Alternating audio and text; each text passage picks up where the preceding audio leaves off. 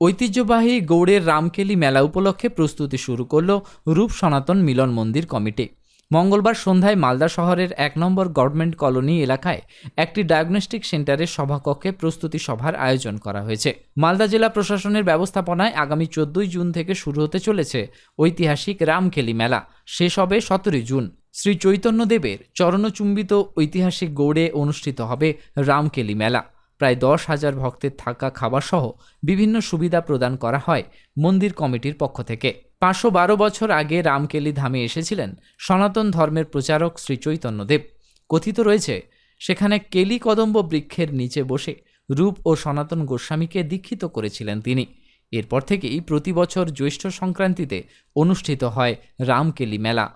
জেলা, ভিন জেলা, ভিন রাজ্য, এমনকি বিদেশ থেকেও বহু ভক্ত ছুটে আসেন এই মেলায়। গুপ্ত বৃন্দাবন বলেও পরিচিত এই রামকেলি ধাম। ৫১২তম আমাদের গৌরাঙ্গ মহাপ্রভুর এখানে শুভ আগমন তিথি, সেই উপলক্ষে আমাদের যে রামকেলি হেরিটেজ মেলা যেটা বলি আমরা, পশ্চিমবঙ্গের মধ্যে এটা সবচেয়ে বৃহত্তম মেলা হয় এখানে। সেই উপলক্ষে আমাদের রূপ সনাতন মিলন মন্দিরের পক্ষ থেকে আজকে আমরা লাইভ মেম্বার যেগুলো আছে তাদের নিয়ে আমরা একটা মিটিংয়ের আয়োজন করেছিলাম।